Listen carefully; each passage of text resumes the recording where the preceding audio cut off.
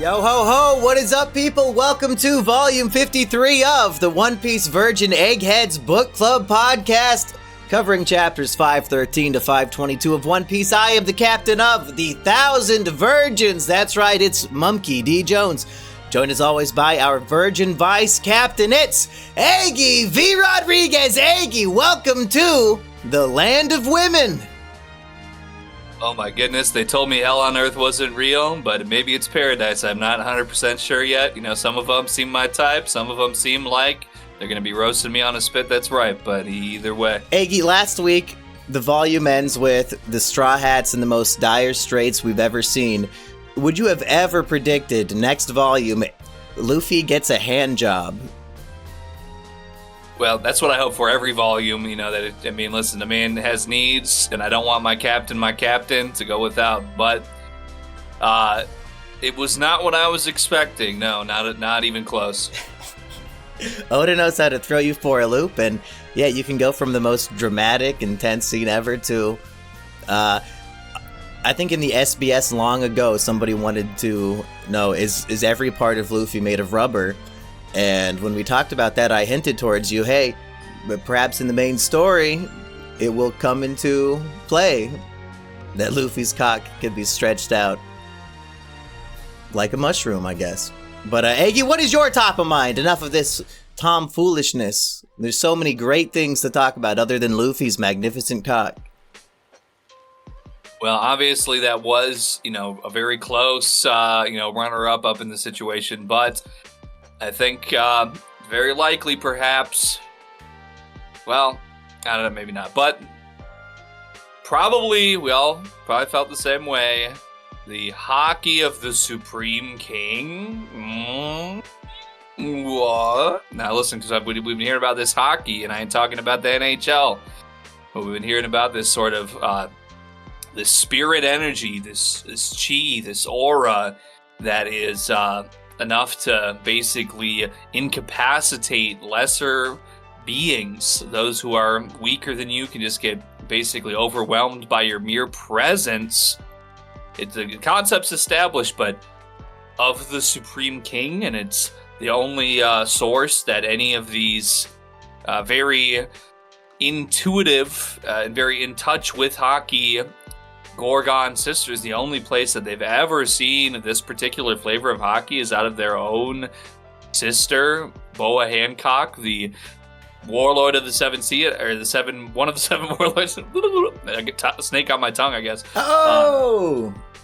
Which that was what I was also not expecting. I think when I saw Unusual Women on the front of the volume cover, I think, once again, maybe in passing of a fighting game style variety, I think the name Hancock had come out, and I was the only one I knew before was John. But I certainly did not anticipate that such a woman would be a warlord of the Seven Sea. It's about time we got some equality, so it's good to hear, but at the same time, though. There are a lot of ways to deal with a warlord, and I guess making them fall in love with you and show your tits, or their tits to you, that's one way. So if our prediction is Luffy faces off every warlord, I think he's defeated Hancock here.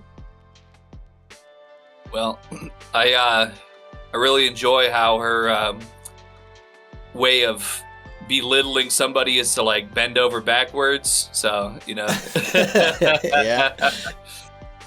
You're gonna start doing that in real life when you feel like you're superior to somebody. Just look up at the sky when you're talking to them.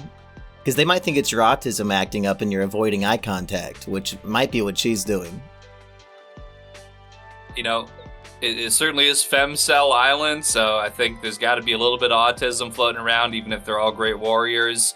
I mean, I knew some guys that I used to watch anime with in SciTube group chats in the early 2010s who were both martial artists and extremely autistic, so I think there's room for both of those superpowers on the same plate. So should I talk about Conqueror's Haki or Supreme King Haki, or should I talk about Boa Hancock for your top of mind here? Because I got points to make about both. Well, I'm going to settle in on this Supreme King Haki because, I feel like this... I enjoyed this volume. It was very informative. I think it was really interesting to learn about Bartholomew Kuma's paw power and what it's really all about. That it's basically some sort of reminds me of playing GTA 4 with fast cars. You know, you just all of a sudden you're launched out into outer space and you're flying for multiple days straight. So I feel like I want to say just maybe one thing before I let you get into your speech. My prediction was I'm thinking they're gonna get sent to, it's like an imprisoning thing, but I also said, oh, it would be cool if somehow this like sent them back way off and they had to like find their way back. So I feel like maybe that was kind of a little bit, sort of accurate. I guess it would have been like an extreme distance for them to have to get sent back to like the East Blue or something. That would be really ridiculous probably from where they're at. But with all that being said, I felt at least like not a total miss on my prediction for his power, more or less. And you opened up 10 more doors that we could go into, but we'll get to that with where the fuck is all the rest of the crew and where are we going to see them in the manga again. But in terms of Conqueror's Haki, I suppose, we've seen Shanks walk onto Whitebeard's boat and all these dudes foam at the mouth. We've seen Rayleigh do it in the auction hall. We've seen Luffy do it now. And always the foaming at the mouth, and as you put it, it's perhaps those who have too weak of a will, they cannot handle your aura, they'll pass out. Now, I think to the auction hall, and basically everybody there, other than the main characters or like named characters, pass out. So am I to believe all of the world government knights that are in the suits of armor, unless they got beaten up by Sanji or something, but I think they got knocked out by Rayleigh's Haki. Am I to believe they're all weaker willed than Usopp? Or is Rayleigh able to like target, like, I don't know, like, can you use your Conqueror's Haki to only take out specifically who you want? I think that when you use it against somebody, there's like essentially what we call it, like a status check in D&D, where it'd be like you gotta basically roll what's your limit, right? So if somebody imposes this Haki on you, it's going to have this impact on you, and I think we get an inclination in this volume that this can be controlled, because I basically say as much Luffy, he's just in a very dire situation when he's not able to have such an easy time with the fight with the Gorgon sisters as he thought he was going to, so he gets really on edge. He's very passionate. Yeah, right. And they are able to discern that, holy crap, he's got it, but he doesn't really know how to wield it. Now, I would imagine that Silver's Rayleigh, he would have to be probably in the top percentage of people who could, use it to its maximum capabilities or be the most familiar with how to use it. So with that being the case, I think he could, I could be totally wrong. Maybe it is something he cannot control, but I feel like the way that I've been reading it these last couple volumes, it is. And I think that he would have what it takes to use it like that. And with Shanks, obviously all these people are people he doesn't give a shit about and he doesn't care if they all fall over. So let's just blast them all real quick. Okay, that makes sense. Maybe a true conqueror can control his Haki. They say 1 in a million people has it. Oh, he's a chosen one.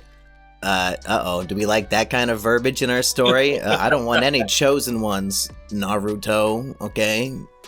All I'm saying is they, when they're tugging on it, they said it looked like a mushroom, and I don't know, it might have been, I don't know what was going on, but, Romance Dawn, I think that it's a good volume that would never imply that any freakish medical procedures to benefit organ trafficking would ever occur, so I'm thinking that just a coincidence on all notes.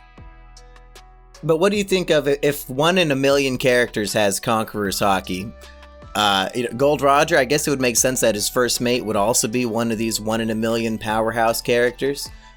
Do you think any other Straw Hats will have it in addition to Luffy? Well, my next best guess would be Zoro to have it because, Conqueror is just in the name, but at the same time, just the way that Luffy wants to be the king of the pirates, Zoro wants to be the greatest swordsman in the entire world. I don't know if necessarily any of the other Straw Hats have explicitly stated a desire in their, they want to be a part of the crew and they want to go on these ventures together, but does anybody else really express this very blunt desire to be the absolute greatest, greater than everybody else in a certain particular sort of thing, where the Pirate King, I think you would necessitate combat to be the greatest swordsman. It would necessitate combat, but maybe Sanji wants to be the greatest cook, Chopper wants to be the greatest doctor, maybe Nami just wants to get that motherfucking paper, that guap. Hey, maybe you could get that without, getting to where you got to blast people with energy waves, so... What you're saying makes sense, and even though Zoro, as we've seen, he's subservient to Luffy and will sacrifice his life for him, he still does want to be the greatest swordsman, so maybe you do need the spirit of somebody who's the very best for that. In which case, in real life, does Oda have Conqueror's Haki? Because he's currently, in my opinion, writing the greatest manga of all time, and he's still going, where many others gave up, had shitty endings, and were forgotten. Oda continues dropping 10 out of 10 chapters week after week. Is he the Conqueror's Haki king of our world, Eggy? You saw that, it was him and J.K. Rowling neck and neck, and he just let off the blast, and she was like, I got some political opinions. He's about to surpass Superman with, Superman has a 60-year head start. Who's going into that bathroom? Eggy, what about you? Do you have Conqueror's Haki? When you make a rap song, do you say this is going to be the greatest rap song anybody's ever made? Or do you strive to, I'll put out something pretty good for the people. I'll be the Don Krieg of the rap game. I don't need to be Luffy. Well, I have to say, I think probably statistically speaking, my per release number of controversies is probably very high compared to most musical artists in that styling anyway. Back in the Rockstar days, they were doing all kinds of freaky stuff in the 70s and 60s. I wasn't there, but... So your lyrics are the equivalent of the raid on Eni's lobby, basically. So you are kind of a rap god here. A conqueror. Well, I particularly, I don't know if this is just what I've been told, that I feel like the results have spoken for themselves. I know exactly, and there is a style of rap that's called shit talking, but it's usually utilized in sort of a way to be braggadocious about wealth and things of that nature. But in the way that I put my words together, I've been told that it's just can be very devastating sometimes, and very provocative, or very it really invokes certain feelings and emotions in people, which. I don't want to make it sound like I had any involvement, but all I'll just say is, there's been a couple instances of where people allegedly were listening to my music and they got them real amped up and they might have gone on some criminal activity, but, that's just what the police told me, and that's not anything to do with me. I can't be held responsible. It's art. Thank you very much. I thought you were so devastating you made somebody commit suicide, but no, it sounds like you inspired some sort of devastating events to happen with your great lyrics.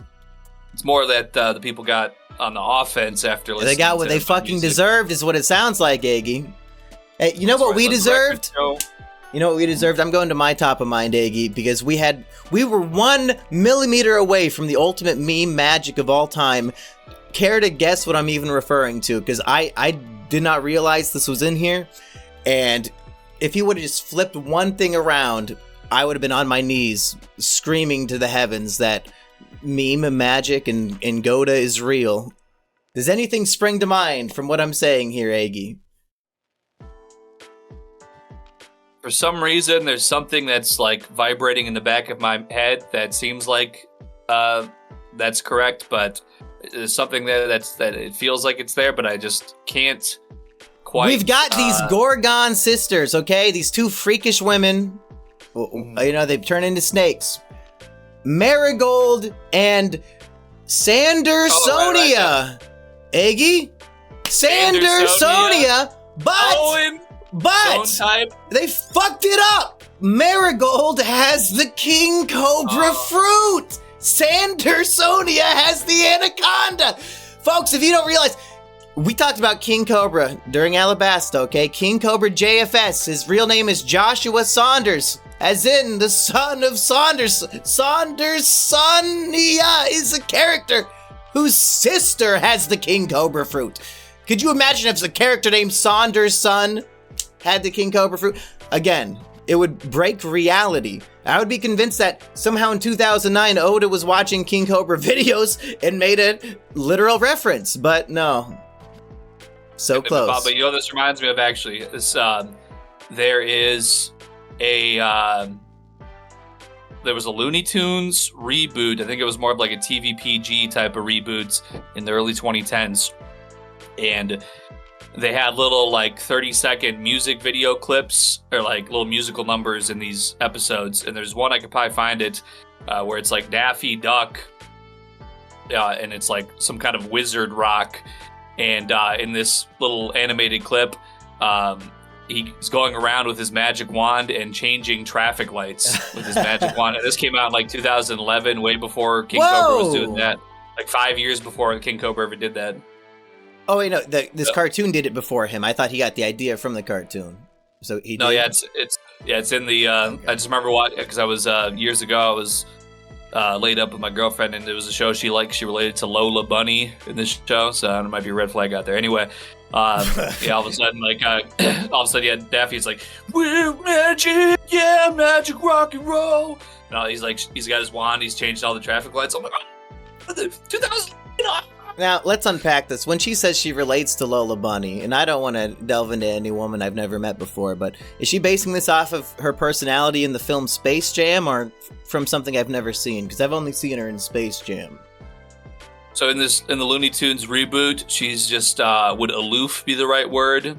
She's like one of those like girl math types where she's like the type who would like drink like matcha tea and like talk about like Instagram shit or whatever. Oh.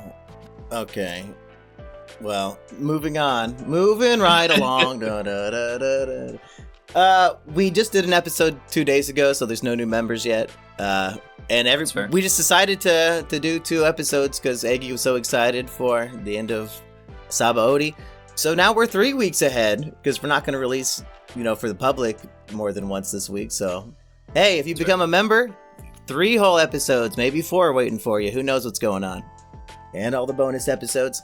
So Eggy, where do we go next? Should we finish off Sabaody and get it on to our tier list? Because there's only 1 chapter of it.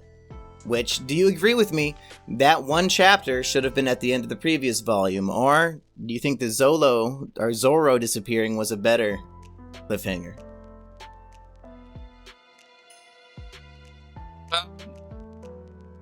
I guess I don't necessarily hate it because let me refresh my memory. Because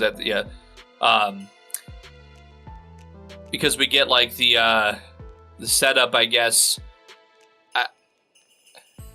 It could have been, it would have needed a little bit of a tweaking, but then when we come into chapter 514, which is the second chapter in this volume, then we kind of get like the whole rundown of everybody being like, Luffy and where's the Straw Hats? Well, they're gonna be where okay. the fuck did they go?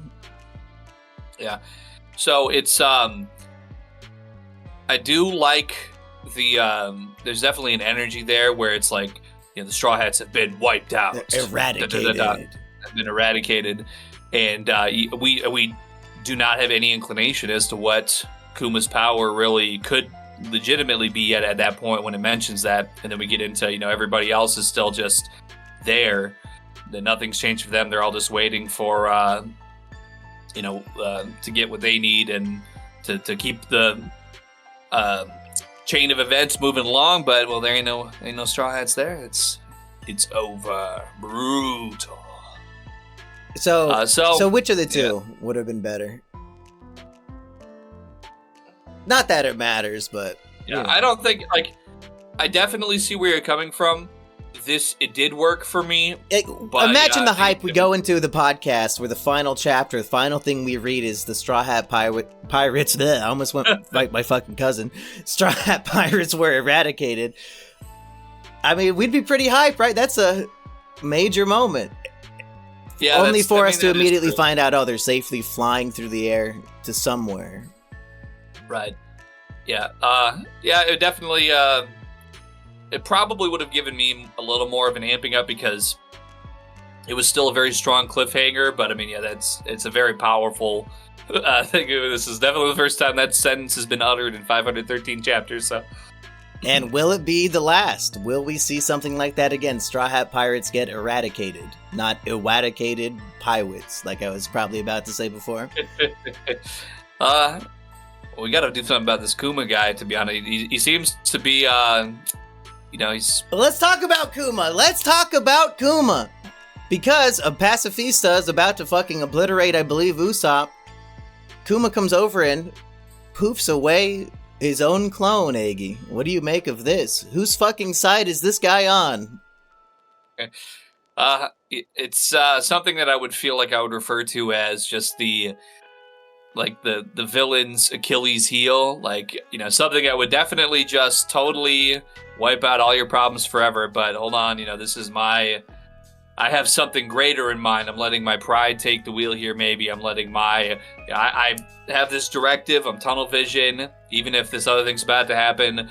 I mean, I think maybe some of us out here, we've had such an idea, I'm always making my video game analogies. You have this great power. You're totally overwhelming your opponent. Oh, you know what would be really funny? I could just hit him one time, but I want to cast the ultimate spell. I want to use ultimate magic or something because it's going to be so fun. It's going to be so overkill. And then all of a sudden there's magic reflect comes out of nowhere, whatever, and you blow yourself up and end up dying when you could have just done the most simple, minuscule thing to win. You decide to throw United We Stand onto your twin Cyber Dragon to give him 10,000 attack points when you could have won with a 2,800 attack. And then, the magic cylinder obliterates you. Yeah. See, I could make an analogy using Yu-Gi-Oh! So that people with my brain can understand. That's right. Yeah, we're reaching out to all the virgins out there. Hey, when you got 1,000 of them, you got to make a couple different analogies to really let them know. Kuma also has a conversation with Kizaru and Rayleigh while they're fighting. What was that from your recollection, Aggie? Lots of vague posting from everybody involved, basically. Well, I know Rayleigh was saying, that he was slowing down, which was, maybe a little bit surprising because we've just seen him be so overwhelming up to this point. And then I think Kuma, he was basically indicating that he's not there to help Kizaru, right? He just, he's there. So I think it kind of goes to sort of reinforce this sort of tunnel vision that I was kind of alluding to with oh yeah, my pacifista could just kill you guys. But, it really even goes back to Thriller Bark with, I'm here to kill everybody. But, here's this other alternative way. He must have some grander master plan in the future. Is he an ally to the Straw Hats if he sends Luffy to an island where if men step foot, they're killed? It was really that he was just launching him through the air, right? Could he have really known where he was going to land? Because he could have just landed in the water and died, but I don't know if that was if he has a control over it, I don't know if that was really He does ask Perona and Zoro where they want to go on vacation, but maybe it's just an ironic question before randomly blasting them away. You could, throw them in one direction anyway, because they say that when he throws you up in the air with his power, that you fly through the air for 3 days straight. So yeah, just that's kind of over that direction, I think. So wherever you land. But then again, when we have him doing that to his pacifista, that could almost be seen as almost like a tactical recall. Okay, this isn't even necessary right now. So it's yeah, you could just kill him right now, but I'm going to do this instead. He could have seen that Usopp was about to die, and maybe to the government, somebody wants Usopp alive, all the Straw Hats alive. So prevent Usopp's death in that attack. True, but then also I think to myself, in the way that this entire volume ends up playing out, I would think maybe Kuma he's really thinking on a Giga 4D chess level here, but where he ends up shooting Luffy to ends up being advantageous for his needs as a warlord, because they need to collect all the warlords for the upcoming war. So, would that have even been possible had he not shot Luffy that direction? Everything had transpired. It might have been a bit of a gamble because you don't know exactly what's going to happen. Yeah, he might have just got on his raft of 3 trunks wrapped together. And I got saved by Marguerite or whatever her name was. They could have pulled his family jewels off, and he would have died from that Lots of things could have killed him here. Yeah, so very fortunate that it for Kuma how it did turn out, I think. So maybe he's, it must be the power of God and anime on his side. That's why he's got the Bible with him all the time. Mm-hmm. Kuma says to Kizaru, in matters that don't involve the government, I'm not required to cooperate with the Navy. I won't answer your question. Which, if these warlords, these 7 warlords, are supposed to be obedient to the government, and this one's literally like a cyborg, you would think you would create a robot man to have complete obedience. So the fact that he's telling Kizaru, fuck off, I do what I want, pretty much, they might need to reevaluate some of these pirates that are working for them if they're not completely obedient. See, who do we have? So, I think Crocodile's like MIA right now. Well, he was impelled down in the cover story, so let's just say he still is. We have Boa Hancock, who says, yeah, just come and get me. Yeah, fuck you, I don't care. She just turned all the Marines who came to pick her up into stone and ditched them. Just kill all hundreds of dead men. Oops. Kuma saying, yeah, I don't have to answer to you. We have Blackbeard, who's like completely consumed by pure evil darkness energy. He doesn't care. He'll just like instantly incinerate people in horrible like black hellfire. But at least he caught Ace for them, so they're pretty happy about that. That's fair. Moria just got his ass beat. Right, yeah. And Mihawk, he showed up to a meeting, didn't he?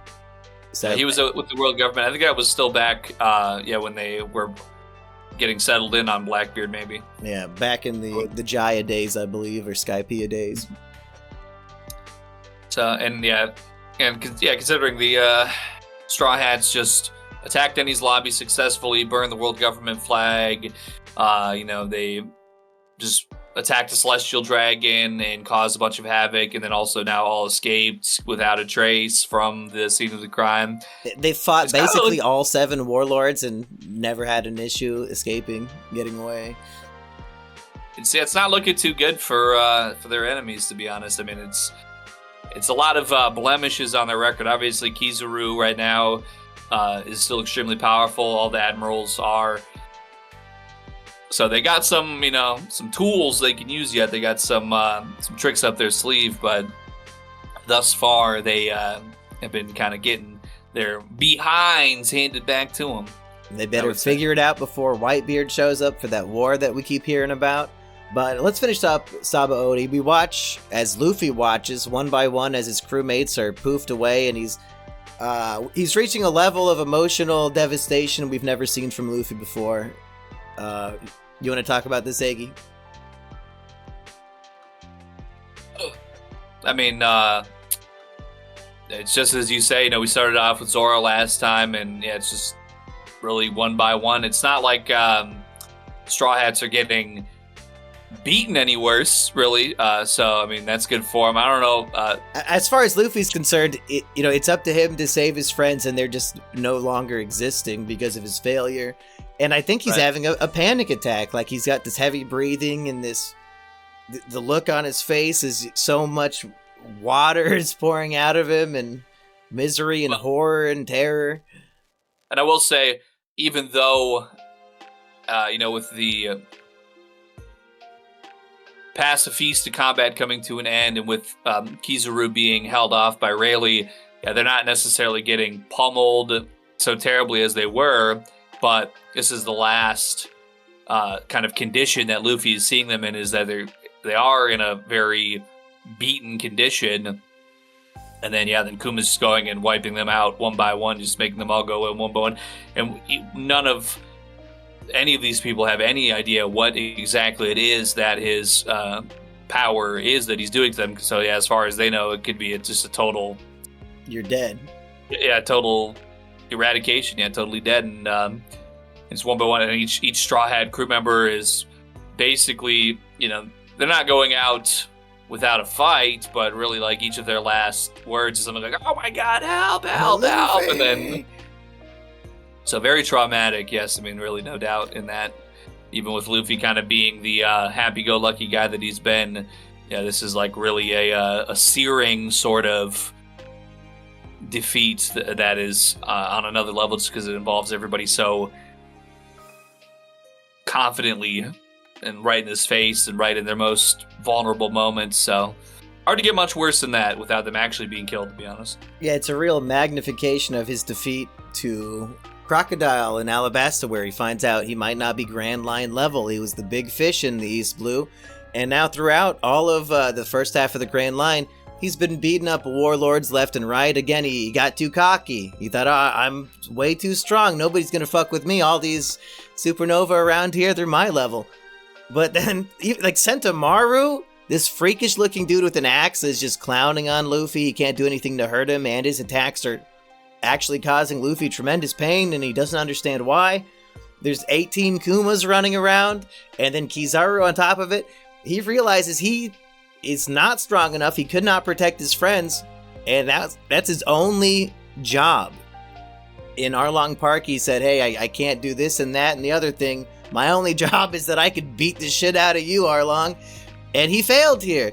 The others, they've always done their job right. Luffy's the failure here. Yeah, it's devastating, and it's a hard way to end Sabaody Archipelago. And Eggy, let's dive into it. Where does it belong on the tier list? It's a very unique, short arc, probably 22-ish chapters. About 4 or 5 are wasted on Duval at the beginning.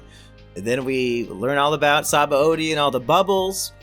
And Luffy almost gets conned into buying a flying bubble bike, but he learns his lesson. We meet all of these supernovas who just get brief introductions and then get their ass kicked by Kizaru.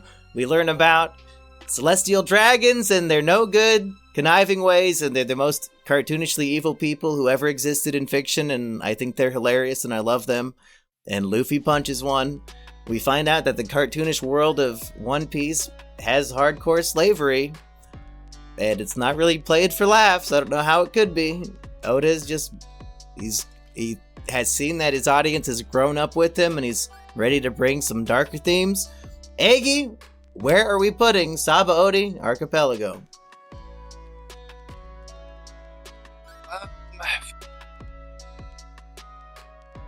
I kind of feel like I really like everybody that introduces all the different supernovas. I like Luffy versus the Celestial Dragon. I really like the design of the archipelago in general. I think it's a very cool way that it's set up with the different islands, with the different things going on. I like that we get introduced to Kizaru because he's in Silver's Rayleigh. We get Hachi comes back in. We get some sick Roger kind of lore. Resolution there. That's right. We get hints that there are answers to all of our undying, burning questions about the Will of D and all that. And Otis just like slapping us in the face with his cock, like, I could tell you, but you're gonna wait decades. Decades! And we did.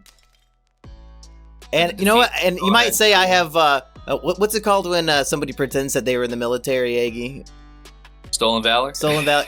I might have that as a One Piece fan. Oh, you just started in 2019, monkey. Well, like we've been through, I watched all the original shitty 4Kids dub. So when I heard Will of D all the way back on Chopper Mountain, I've been wanting to know what that was for almost 2 decades, okay? I'm a real OG mystery fan. But continue, Aggie. Where are you putting this one? Well, I just feel like it's very rich in lore. It's very rich in combat in ways that I feel like are meaningful because we just see something too drawn out or really held up in any kind of way. It's just really intense, really powerful, really devastating action. And we get to see a lot of different combat in between the supernovas and Kizaru, between the Straw Hats and the Pacifistas, Rayleigh and Kizaru and all that. And very lore-rich, very interesting area. And I feel like it's really a great introduction into this new age. Because I believe that the Whitebeard Warlord War is referenced within the arc. I'm pretty sure, yeah, when it's dropping down from the sky and all that. So with all this stuff going on, I think that I'm going to have to put this up in a high B. I think as it stands right now, I think it would be probably below the Return to Water 7? Because Return to Water 7 was that, including Ennie's Lobby? I guess I forget exactly. Return to Water 7 was everything after the Mary sank. So, like, we meet Kobe and Garp. Oh, right. Usopp rejoins the crew. You know what? To be honest, I feel like this was just so rich in a lot of ways for me. I might reconsider this at some point, but I think I'm actually going to put this above the Return to Water 7 on the B for me now, just because it's so packed for what it is, even with Duval and everything like that. That's perfectly fine because we get reintroduced to Hachi, and he's tied in with his past with Roger, and I don't want to include anything else that might be coming up with Hachi in the volume we just read now, but it is what it is.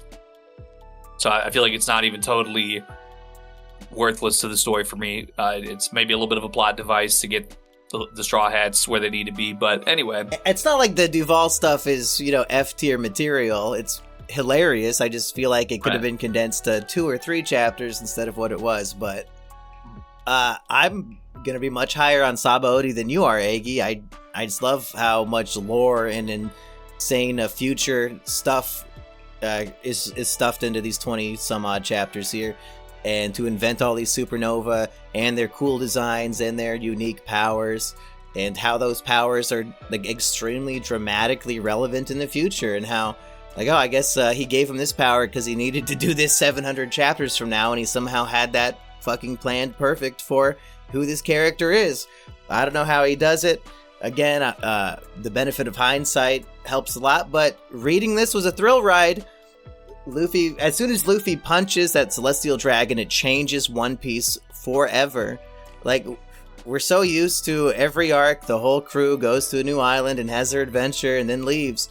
The whole crew got separated because of Luffy's one decision here that Zoro was evidently going to do anyway.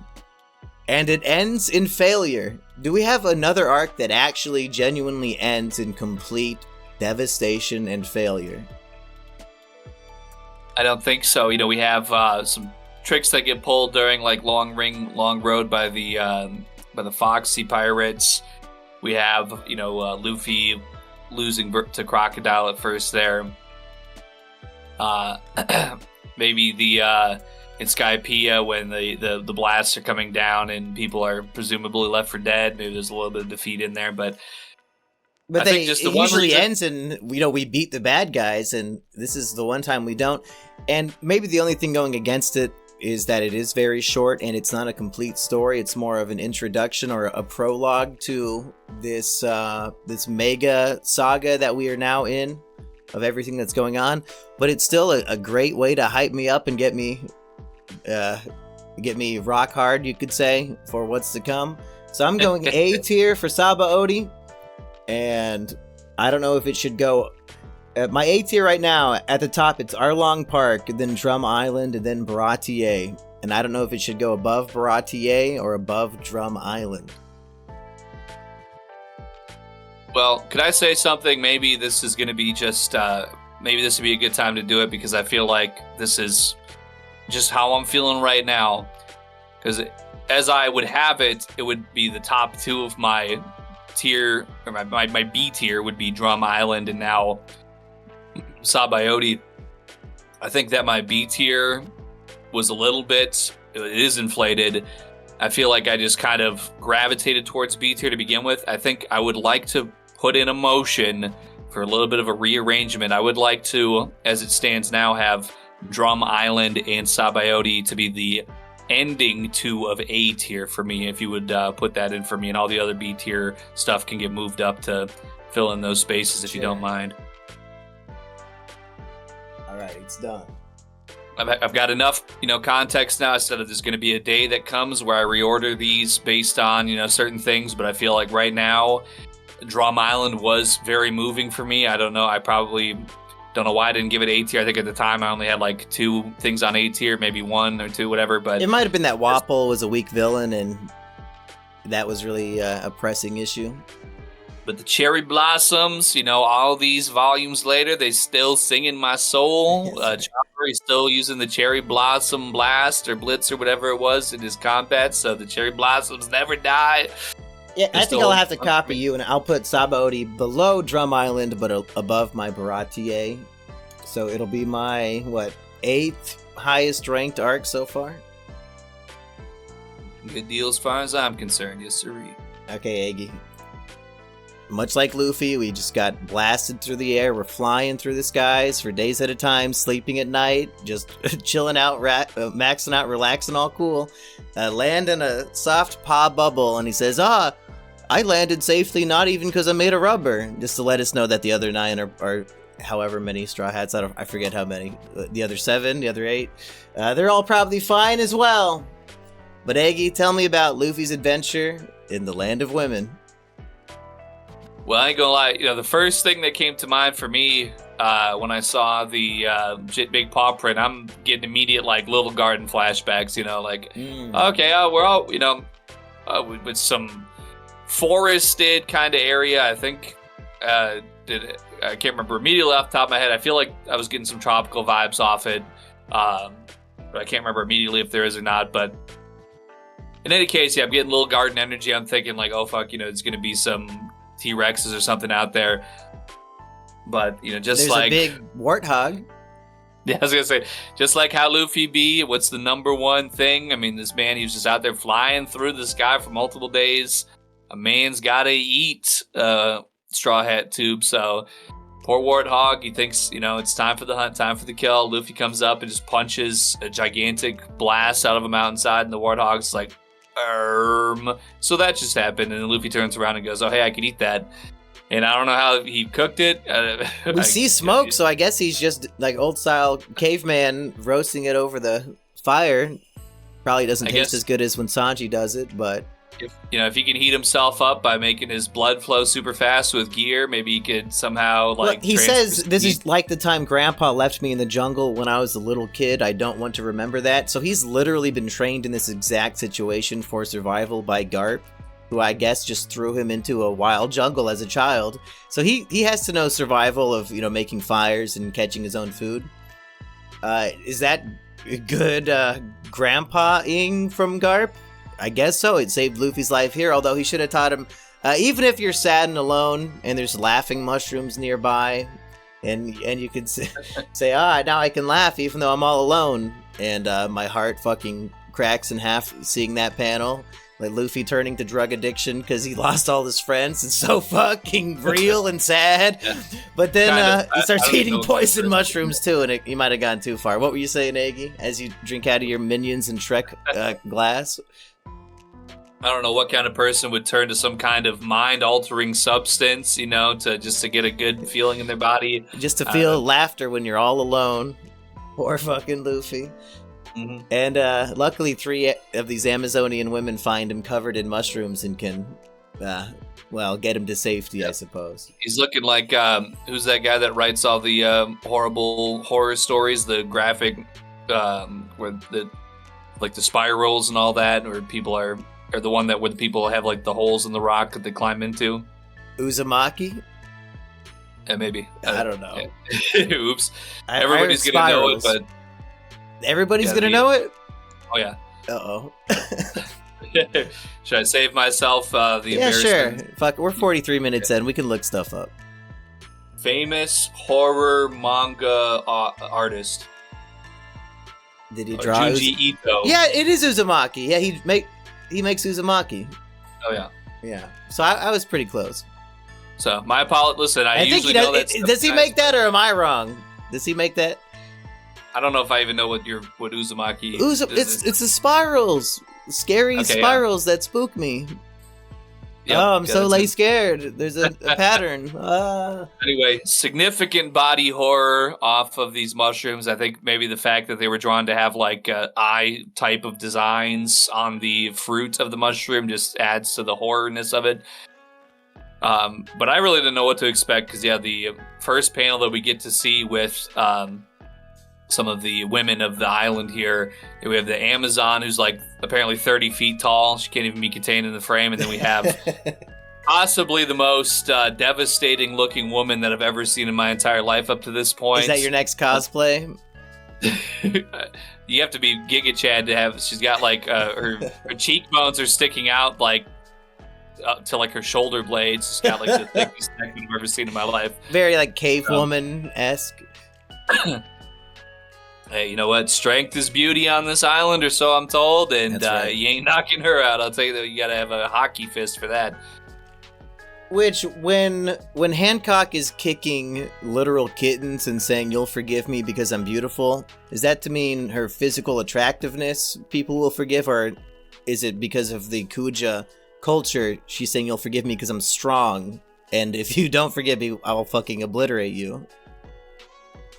I don't know if there's any way that I could possibly try and make a positive sense of her kicking a kitten. There is no positive sense. I'm just saying, if strength is beauty to the Kuja, and she says, "You'll forgive me because I'm beautiful," in her mind, what definition of beauty will earn your forgiveness, is what I'm saying. For all the Marines, it's because she has big titties. But for the girls here, they respect her not because she's hot, or because she's strong, or both. I don't know. I feel like most of the way that it gets read in this volume is that it is her good looks that are what they're... Even though they say strength is beauty, and they keep on cutting to like the duels in the Coliseum or and she's whatever. a warlord. She has Conqueror's Hakis. I imagine she could beat anybody's ass on this island. So she's the strongest and the hottest. Maybe it's just a coincidence that strength is beauty, and that she's the best of both. But it is what it is. Just to be clear, I fucking hate this character. When I said, oh, there's a pedo character who wants to fuck underage Luffy, it's talking about this fucking bitch. She's 30-something years old, lusting after Luffy. It's no bueno, okay? That age gap is very problematic when it hits double digits, folks. Little bit too much for me, Japan. And just to be clear, as soon as you kick that kitten in your introductory panel, you're dead to me. I don't even think she's that hot. Okay, I'll take Robin or Nami over this bitch any day of the week. Probably a good 30 female characters I prefer over Hancock in terms of design. So, if this is your attempt at drawing the most beautiful woman in the world, failure. And I just love cats too much. Aggie, how do you feel about this woman? Well, maybe there's like a meta commentary here where we have like the chick who's like the supermodel and is like just, that could possibly be the reason why, other than her Conqueror's Haki, I guess. But, if she's coming in a package deal with the Gorgon sisters, who are just, a lot more snaky, they go into about how they were made to like eat the snake fruit and all that. So I guess I can't really help that. But anyway, it reads to me also like, oh, here's the, basically the top tier supermodel chick. And she's going to say to the women that have like completely square and like triangle heads, like, hey, you know what? It's really about your strength that's the most beautiful. Don't let these other women, don't let these damn men, there's a man around here, we're just going to kill him, like, don't let these men tell you that you're not beautiful because you can hit harder than these men anyway. So maybe there's something there that her strength or her like leadership might come down to just her raw appeal in a couple of ways, but at the same time, she's a terrible leader, to be clear. Grandma Neon here, who used to be an empress back 3 generations ago, she's saying, hey, if you don't comply with the Marines and fulfill your duty as the warlord, we're going to lose our protected status, and now that they have technology that can sail into the Calm Belt, we have no defenses. We will be fucked. Like, we don't want to be an island of pirates unaffiliated with the world government. You are dooming all of us. And she's like, bitch, I do what I want. I don't care. I don't care. Emperor's New Groove. Throw that old man out the window. I don't care. I kick a puppy. I kick a kitten. It's no brainer. And second of all, Boa Hancock has Medusa powers because Medusa had snakes for hair. This bitch has normal hair. Her sisters turned into snakes. Her name's a snake. There's no snake powers involved with your Medusa bullshit. Come on, Oda. You did. Celestial dragons were bored and thought, let's kidnap these 12-year-old girls, and I'm going to give this one the power to turn people into stone? That's their entertainment? You stupid motherfucker. What are you talking about? What's entertain? Who's getting turned into stone for your entertainment? You? Having these ugly ones turn into a snake, that's funny. What is the entertainment value in the love fruit?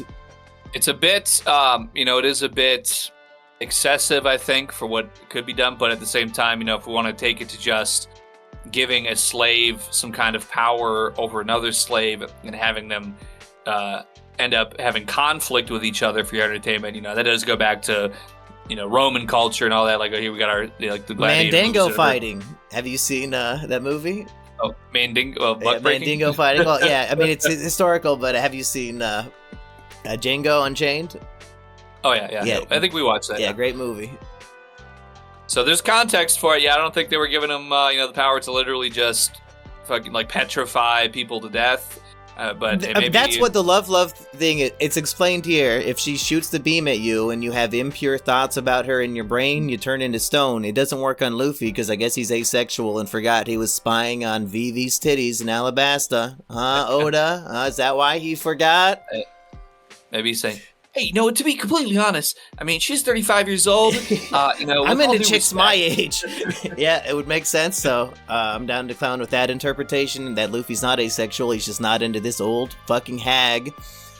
But also, the royals, I think, if you want to take it back to Roman times or any time for that matter, especially the modern time, I think they're more for like small boys than, good-looking women. So what is the point? You give a 12-year-old girl the power to turn people into stone if they're having impure thoughts about her? What does a slave do with that to entertain her master, Iggy? I think it's the poorest excuse for how she got her devil fruit in all of One Piece history, that they thought it'd be entertaining.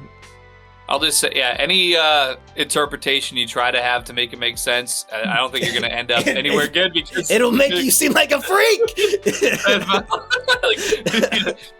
We're going to give this 12-year-old girl this power that she can kill anybody that wants to fuck her. I mean, that's a good. It's a positive because anybody that wants to fuck a 12-year-old should die, but at the same time, I don't really see it. If the celestial dragons are Israel, and we know what they're doing with blackmailing politicians to fuck kids, do you really want to give the kid the power to fight back? Huh? When the Donald Trump of this world wants some time with the Ivanka lookalike who's 12? Just saying, let's move on. We got a bit ahead of ourselves with the Boa Hancock, but goddamn, I hate this bitch. Fucking kicking those kittens pissed me off so much, and I still don't forgive her. But for a positive thing to say about animals, besides for the kicked kittens and the devoured boars, there's a lot of great snake designs. I mean, it's really all the same design, but like. There's something about them. They look like the snake from the Jungle Book, who I'm very fond of. And this is like what all the snakes that they have, even like these giant ship-leading poison vipers that are like just these giant Neptunian-sized beasts. They all just have this look like they are like anthropomorphic to a very mild degree, and they're like being tickled all the time. Like this is just their natural reactions to be like. Ah! Like their eyes sticking out. I very much enjoyed every bit of those snakes that was put into this entire volume, to be honest. What is the theme with snakes here? Because I imagine the island of Jaya can't be too far away from here. It's on the same sort of hemisphere of the Grand Line. And they had a snake god back in the day. Lots of love for that big old snake boy. Now we have a whole island that's decked out in giant snake statues and worshiping snakes. Does Oda love snakes because of, like, the Adam and Eve story and their association with devils? Well, I guess that is... Devil fruit? Yeah, that's... Well, okay, all right, yeah, that's a pretty good point with the fruits, yeah. It could be just supposed that it's a, geographical thing, like, yeah, if the snakes were... prevalent in Jaya, and if it's geographically nearby Amazon Lily, then maybe there's a connection there. In Little Garden, the giants referred to the Red Line as the blood-soaked serpent. Is the Red Line literally a giant fucking snake that maybe got turned to stone with a devil fruit power? Maybe it had some lustful thoughts for a 12-year-old as it was circling the entire earth and biting its tail, and then got turned to red stone. Could it be? Oh, well, Eve, yeah, she was of age and consenting and all that, but Is that the guy from Jungle Book? Snake, we can't understand these laws of yours. Yeah. In snake years, she was 40. How long do snakes live? What are we supposed? How what can we really do to the women anyway? It's not really that bad. It's right? not like I'm in the exact shape of a cock. What could I do to a woman? Okay, there's so much Kuja lore we gotta dive into. What did you, and we don't have to go through every little scene chronologically, but what all from this volume is sticking out in your mind, Iggy? Well, I guess, I would hate to say it, but probably one of the top things is the exact last thing that transpires at all whatsoever in the volume. Let's hear it. Better cliffhanger than last time. Miss Bo Hancock, out of nowhere, she suddenly is overcome with this fatal illness that is, in fact, the title of the final chapter, this volume, chapter 522, the fatal illness. Oh, just how unfortunate it is. Luffy's talking to Miss Grandma Nyan, that's not her name, but Gloriosa. But yeah, I call Gloriosa. her Grandma Nyan, yeah. He's speaking with her. He lets her know that Ace is his big brother. He's got Ace's Viver paper, and he's got to do whatever it takes to be able to get there to try to stop the execution. He's going to have to say, oh, well, I don't even know where the rest of my crew is at, but it's the execution is scheduled in 6 days from now, according to the news. And it literally takes 7 days to get there. You're fucked. Right. GG, no re. The only way is to get into the, we have these exact same things. I don't know if these even existed when Oda created this, but we have the fast track lanes where only certain people could use these traffic lanes. Well, somehow, if it was predicted or not, I'm not sure. But yep. So we learned about this back in Water 7 and Ennie's lobby. The triangle of the gates of justice have this special current that goes in a triangle between 3 government facilities. Right. And yes, it can only be a Navy ship that can catch that current. And I think it's interesting that this government triangle does not have a proper name unless I'm forgetting it. So maybe we should call it the non-Florian Triangle. Could be the what was the other guy? Edward. What was his last name? Oh, Edward Newgate Triangle. Good thinking. Yeah. What's the name of Florian's much more successful friend? Edmund. Oh yeah, Edmund. Yeah. Hey, that's a. Yeah, I like the Edmund. Edmund Cullen, I think, was his name. The Arbiter of Justice. The Binder of Isaac. The Finisher of video games. The Baller of Frogs. Yeah. All right, so the Edmund Triangle, yes. Has the special... The much more successful and useful triangle. And that's coming from us. The Triangle is where everybody goes missing, and the Edmund Triangle is where justice is served. Yes. Yeah. Well, we'll see. We'll see what happens in this triangle, hopefully soon. But continue with the ending of this volume. Well, in any case, I think we touched on this earlier, but as the ship of the Snake Princess is approaching Amazon Lily, that ship is approached by a Navy ship. They're saying, hey, Miss Boa Hancock, you better get the fuck over here. You're a warlord, and it's time for the Warlord Whitebeard War. So you have a summons. You must come over here right now. Boa Hancock uses her powers on the ship to petrify all the men, and they just rob the ship. Yeah. So pretty much the most absolutely disrespectful and non-compliant action you could possibly do. I loved it when Momonga stabbed himself in the hand to stop from being horny. Couldn't just close his eyes, I guess. I mean, relatable moment. I think we've all been there before. Sometimes you just... None of these Navy men are gay? From what I've heard in popular culture, they all should be. But yeah, I guess this was... They gotta be fucking something. They had enough mermaids to go around back then. They were able to, get it out of their system. Also, we've seen it's very co-ed in the Marines. There's plenty of female Marines. Very inconvenient that they sent all men to the fucking female island. What are you, brain dead? This is your warlord. You know what her power is. Why wouldn't you send Tashigi, dude? What are you thinking? Yeah, I could try to give them an excuse and say, oh, well, they already said that their numbers are so divided because they need to prepare for, they were just having all this nonsense over at the archipelago. Sabaody, yeah. They're preparing for the execution. They got to do this, and they probably have other fleets that are going out to deliver summons to the other warlords if they haven't been contacted already, like Moria, and Kuma didn't do him any favors, so he's like over there just all totally wrecked, and they got to figure out what's going to go on with that.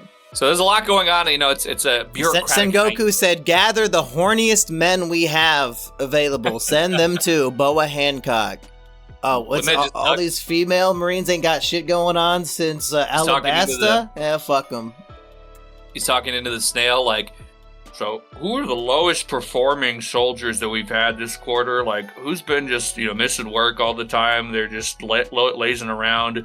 Yeah, let's get them all on a ship, and we're going to entrap Boa Hancock by letting her just kill all these dudes because they suck anyway. Yeah, we want to turn some people into statues. We need some slaughter. Hey, military doing false flag. All I'm saying is I think I heard about it before. But Oda is red-pilled again. To get back to what was my top thoughts in the whole situation here. So she was trying to go against the Navy's orders. Grandma Nyan, she was very concerned this is going to put them in danger, but Luffy's main concern is, oh shit, my brother, I gotta help him now, because it was noted that even just his time on the island, which is not very much time at all, there was a visible deterioration in Ace's Viver paper. So it's like, okay, this is really down to the nitty gritty, down to the wire. Who knows is even going to make the execution? He's got this little tiny bit of paper left. It's like, where's he at? It's out of control. But yes, oh my goodness, so thankfully we do know that if there was just some way to get a Navy ship and get Luffy on board, maybe perhaps in a barrel, oh my goodness, what 523 chapters to circle back around. That's what I'm talking about. Is that what they said the plan was? To hide him in a barrel? No, but all I'm saying is Luffy's he's gotten in on a Navy vessel before. Well, actually, no, that's right. That was back when Alvita was a pirate, yeah. So I'm thinking, Boa Hancock is like 6'8". What if Luffy does Gear 3, shrinks down to mini Luffy, and then hides between her tits? Well, that wasn't the first place that I thought of about hiding. He's rubber. You can squeeze him down and stuff him up inside of where. Well, it might cure what I'll just get to it. Here's the fatal illness that has taken the lives of many an empress before. Boa Hancock, the perma-femcell, from slavery to being queen of the Femcell Island. She finally gets a real Luffy Chad in her life, and she's completely swooning and falling in love. She's so lovesick that it's starting to break her heart from lovesickness and her love for Luffy, and it is killing her. But, oh my goodness, what a very fortuitous situation here, because Luffy, he needs to get on a Navy vessel. Let's get to Impel Down. I gotta go break out my brother. Only way to do it is get on a Navy vessel and get onto the Edmund Triangle. What can we do? Oh, wait a second. The Navy, they need to come pick up Boa Hancock in order to get her delivered for the war. It is what it is. It's probably going to be a similar situation. If I ever get drafted, they're going to need to bring the Navy. There is a lot to dive into with what you were just saying. One quick question. If the plan is we need all the warlords to help fight Whitebeard at Marineford, what is the plan to get Luffy to Impel Down? Why would they take Boa Hancock to Impel Down? Well, I would imagine, I guess my best guess off the top of my head would be the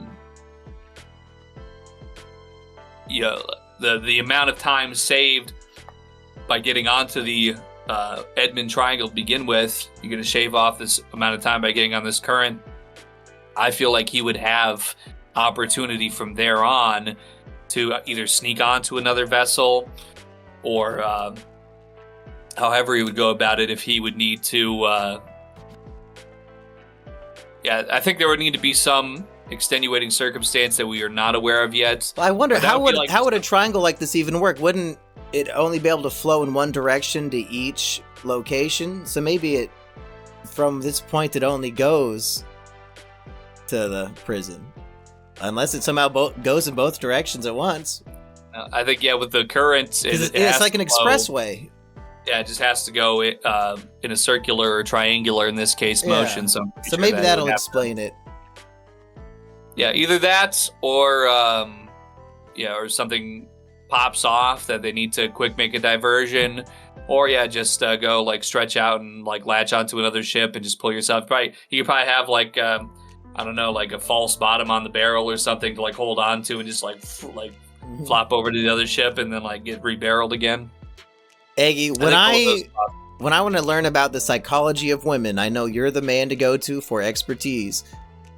Is Oda correct in approaching this lovesickness where Boa Hancock, every single man she's ever met, she turned into stone because he had impure thoughts about her?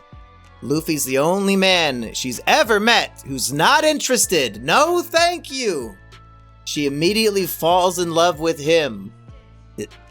Do you concur? Well, I'll tell you like this, fellas, it ain't gonna work every time, but yeah, the thing of it is, it plays very well here for Luffy and very accurate, I think, to our real life psychology.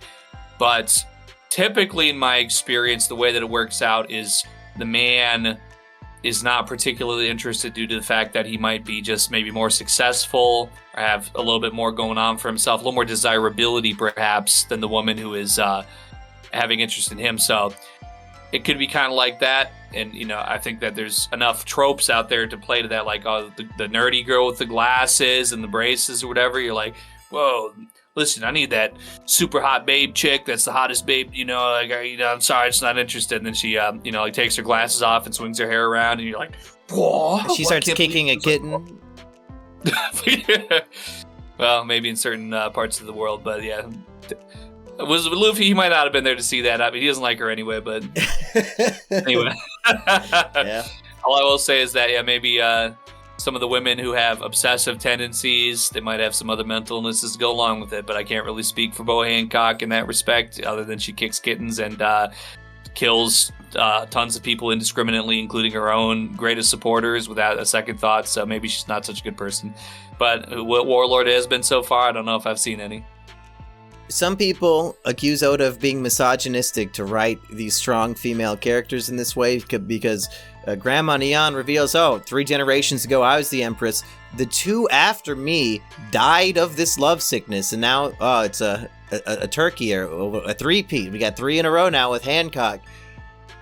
These women are all dying because they fall in love, Eggy.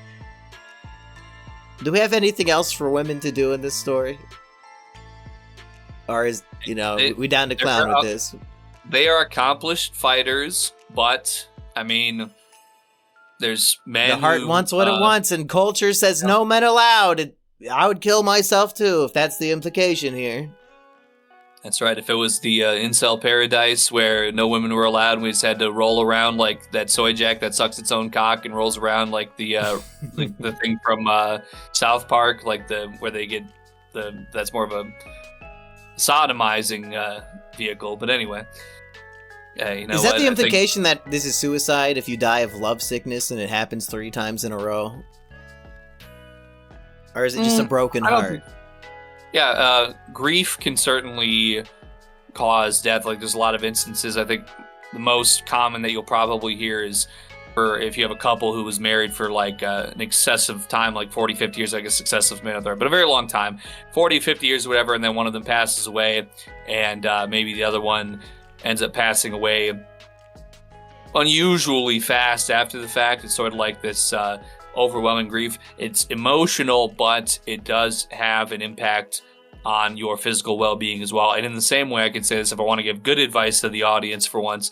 If you can just put yourself into an optimistic and positive position and negate as much anger, stress, and negativity in your mind as possible, this actually will have, you can literally trick your body into being healthier by doing this. Because if you're so upset a lot, it triggers certain hormones in your body that have negative repercussions to your overall health. So not even necessarily in the way of a grieving of a lost love, which is what we're talking about here within the story and of my first example, but you can actually will yourself to just be more energetic, and just really a lot of positive benefits. So it sounds like nonsense, and I always thought it was, but think about it. Positive affirmations, for whatever reason, our body responds to it. Think about it. If you've ever thought, man, I wish I was as physically and mentally healthy as Mumpky and Daggy, there's your advice, folks. Did you want to talk about, I think you alluded to this earlier, these tattoos, or these searing markings for the Sun Pirates? Yes, the hoof of the celestial dragon. Those fucking bastards. I mean, we have here slave branding, and this is throughout the whole volume. It's alluded to multiple times. Oh, the Gorgon sisters, Boa Hancock, they all have. They're cursed, and they have eyes on their backs that function essentially as a Medusa eye. And if anyone is to see these eyes on their backs, they will suffer the petrification. So they're able to, clear crowds and don't look at her back, don't look at her back.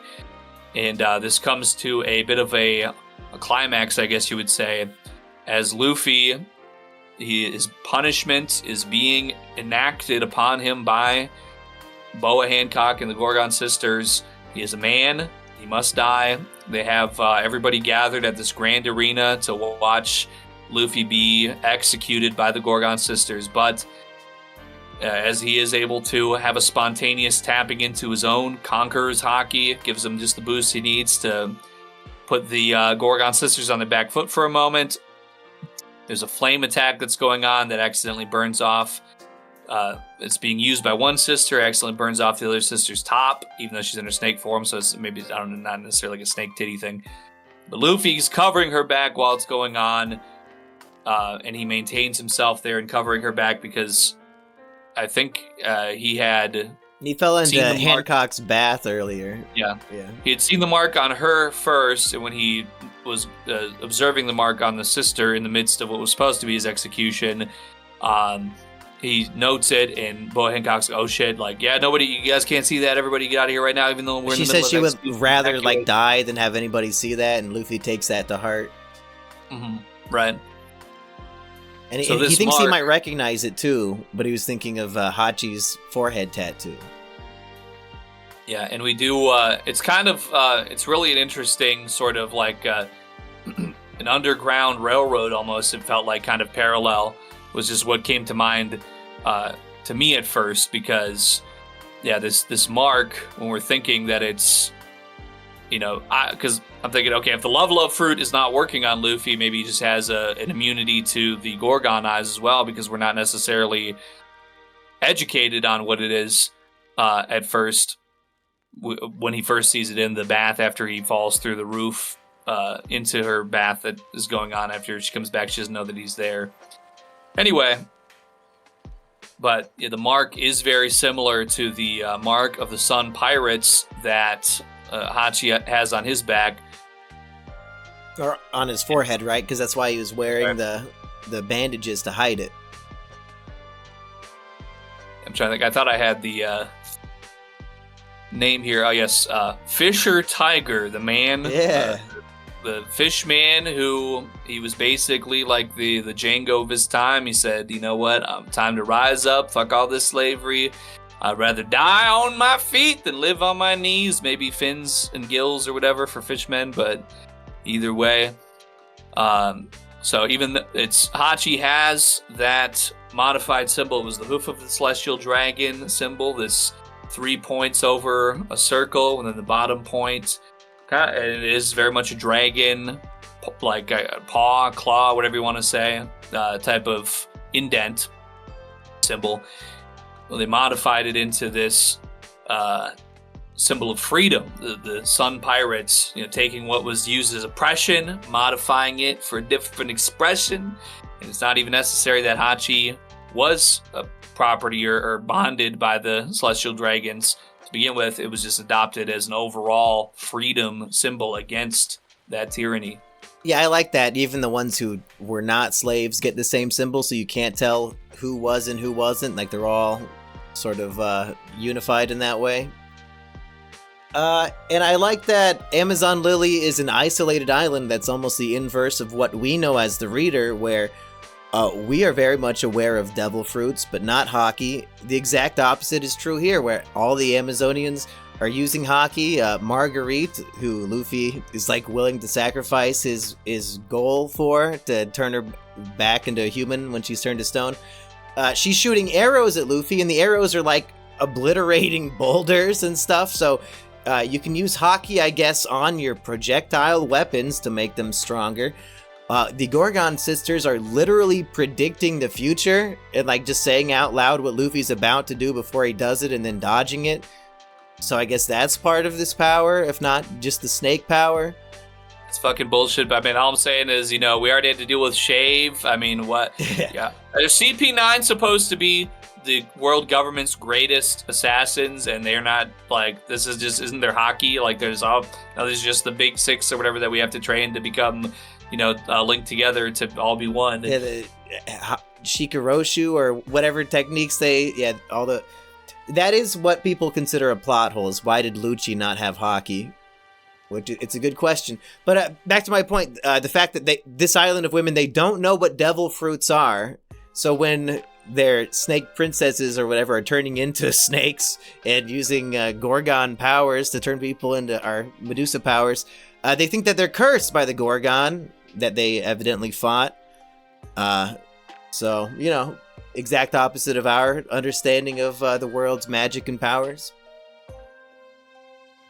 Yeah, it's I do like the idea. I think that the Neptunian barrier and allowing them to kind of maybe also a little bit of a plot hole is like women just random, like whatever, at some point they leave the island and come back pregnant, like who's what's up with that? Like it's just like the island of like fuckers or something. Well, and on the island they only give birth to women, evidently. According to the narration box, I'd hate to assume it's like some Chinese bullshit where, like they give birth to a boy and then slash his throat and throw it into the ocean and pretend it didn't happen. No, it's just statistically, it's only been women who were born here. Don't look into it. Is that some magic bullshit? Did the woman devil fruit curse this land to only give birth to women? What's going on here, Aggie? Well,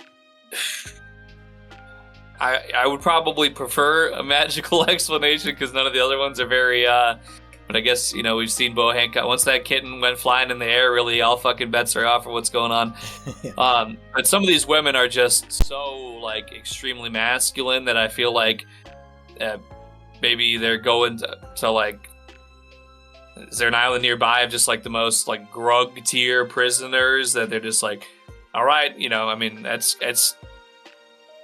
is not an island of slaves over here, but I mean, if we want to keep on feeding into this sort of like ongoing parallel to slavery, they had like the bucks of the, strongest, most physically capable that were, used as siring persons to, breed all the women. So maybe there's Buck Island nearby where there's just a bunch of like grugs that are, all right, ding, ding, ding, ding, ding. We got the island, we got the ship full of women. We need some fresh warriors, but it doesn't really make any sense because who exactly benefits from any of this? I mean, I guess they continue to propagate the female species and grugs get some fun time. I don't know. Are they just going out and raping pirates? I mean, that's what happened in Futurama, right? Snoo, death by snoo. And then we have an actual Amazonian woman. Confirmed Amazonian, she could do some freaky shit. Really, it's something that is very like I would really rather just that there's a like point on the Grand Line. Maybe this one's if we have the Floria Triangle and the Edmund Triangle, maybe the Diddy Party Triangle. Which I heard he was innocent, so how dare we besmirch his name. Any other thoughts on this volume, Aggie? I guess we still got to cover some cover story shenanigans, which there's not really much.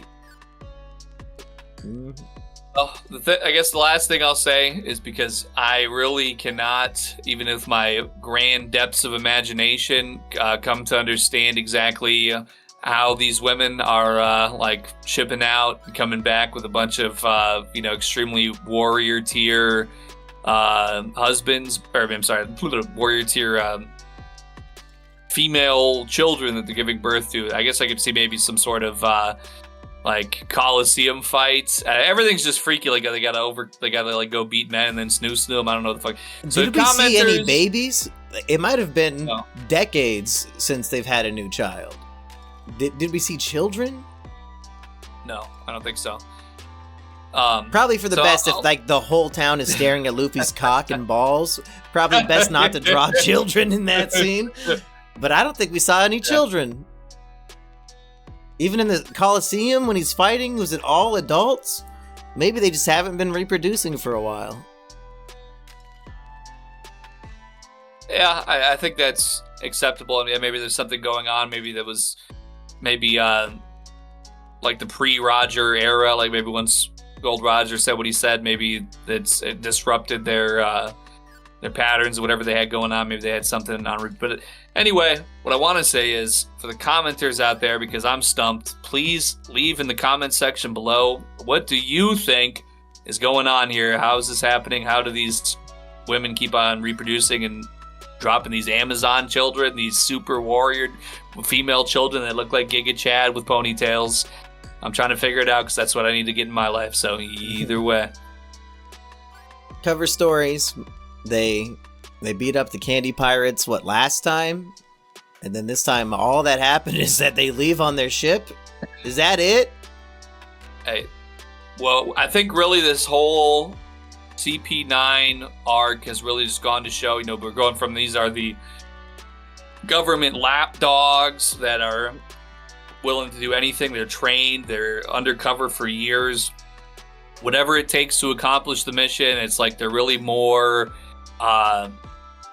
servant than man and woman. They're totally not independent, and I think maybe that's where we get the title here of this whole cover story saga is the Independent Report. So, they go out of their way to help defeat the candy pirates. They get shown love by the people there, but they still have to end up leaving all the same. And in doing so, I guess they get back to where they came from. And it's kind of weird because if there's CP9, they're the ultimate, and they come back to their hometown and they're like watching a bunch of children train, and it's next generation CP in training. Is this gonna mean like CP10 is on the way with these adolescents? Like, do they have to keep on outdoing themselves, or? Well, do you find that strange that these government contracted assassins? It looks like a bunch of children are being trained up to be like the next, FBI, CIA killers. Should the government be training literal children for that? What is happening here?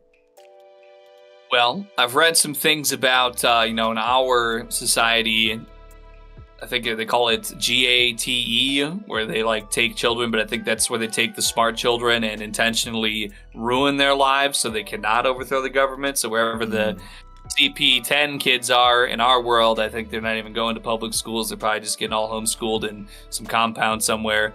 I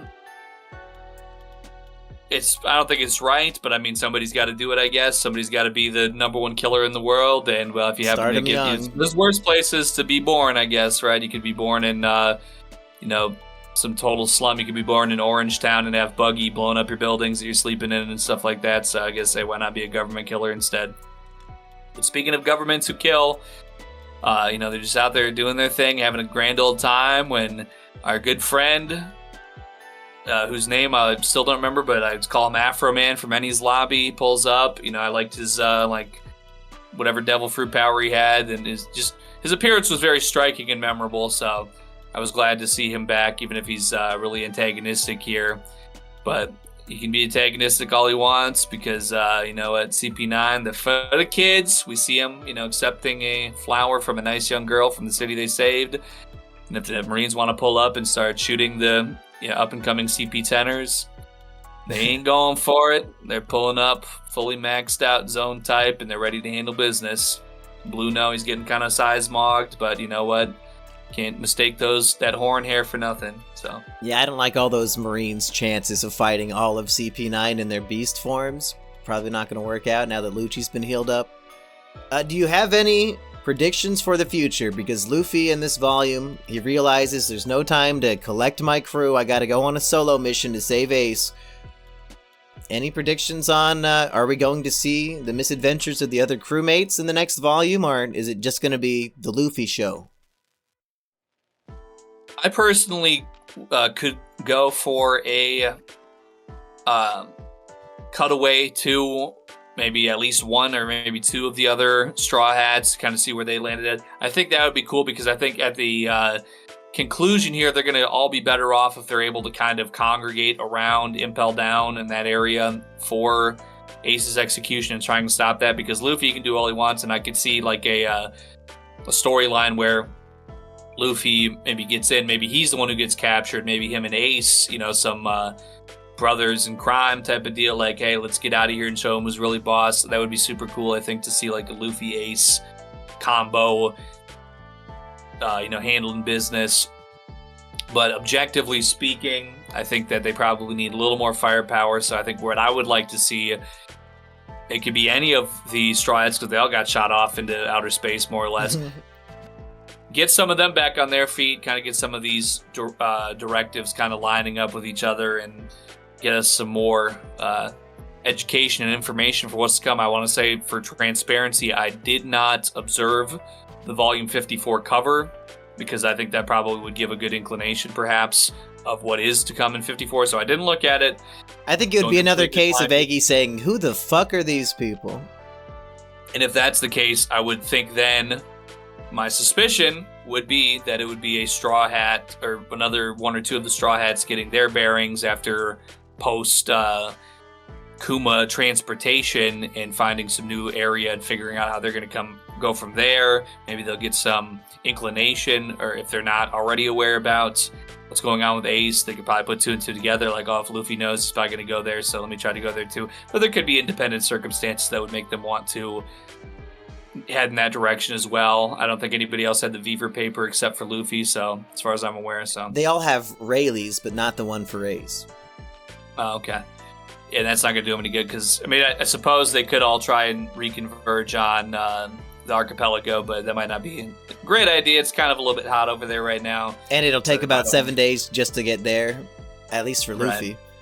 Right. Mm-hmm. Eggy, have you ever heard what my favorite arc in One Piece is when I answer that question for people?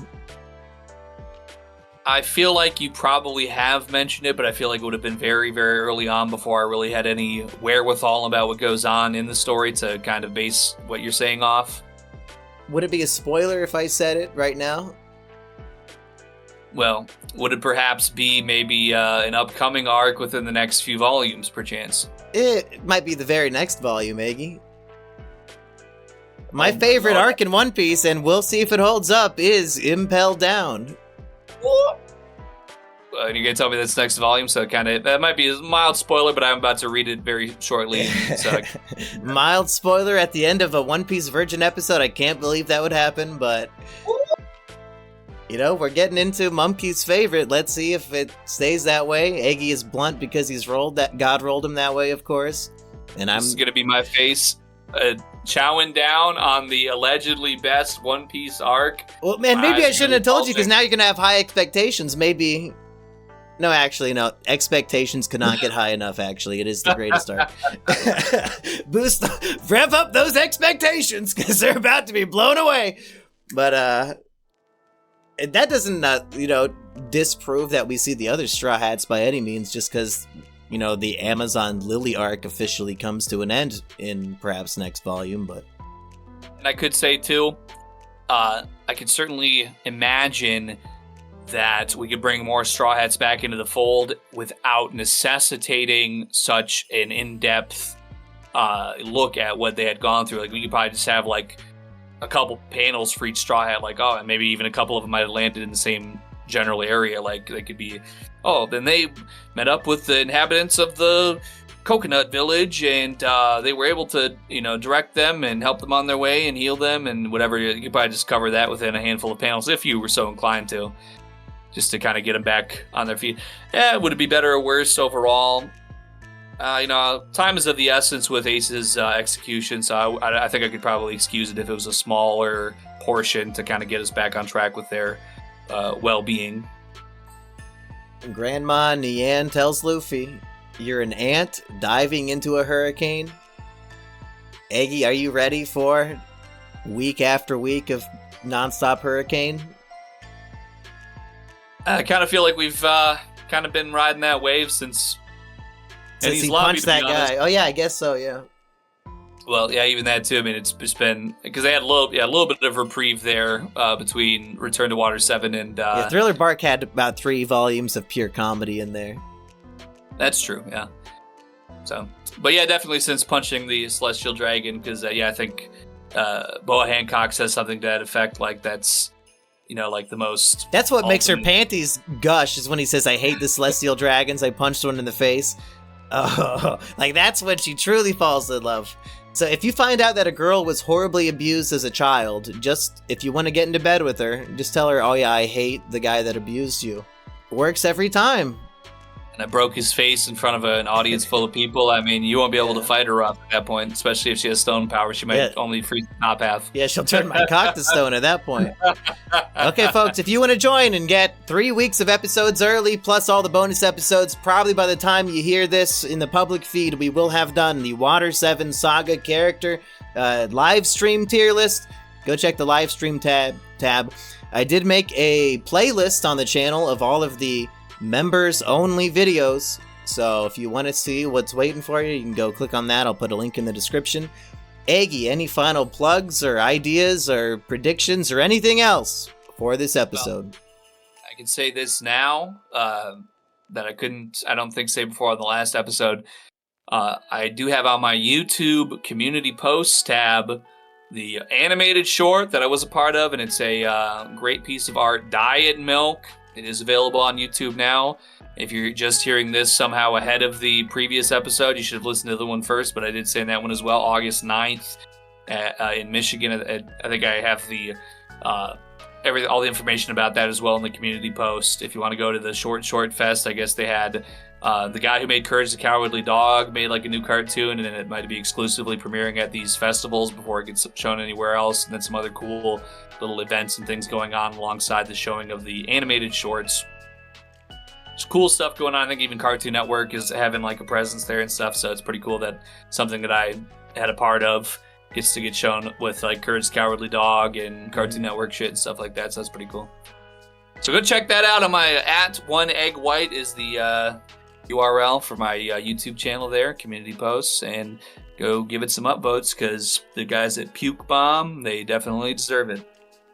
Did we decide who we're going to invite as a guest for Volume 55, if anybody at all?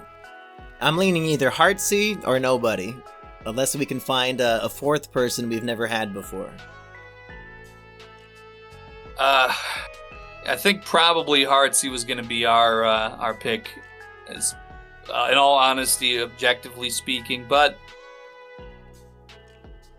yeah, that's probably about right. I could reach out to Nux Taku, Hypocrite, best guy ever, but it's just gonna be them telling me to fuck off. It's just gonna be constant rejection and pain. There's no point in even communicating with anybody openly or kindly, or there's no point in trying, is what I'm trying to say. And everybody I know that they're just not particularly One Piece pilled, but maybe that could be a positive. Maybe it's not a negative. Yeah, maybe a volume out of my favorite arc will change their mind. Who could say? That's true.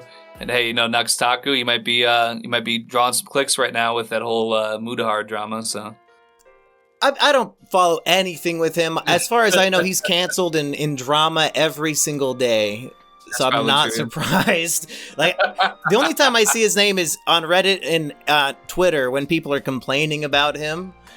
Mm-hmm. Like, whatever. Peace people, one. Peace people.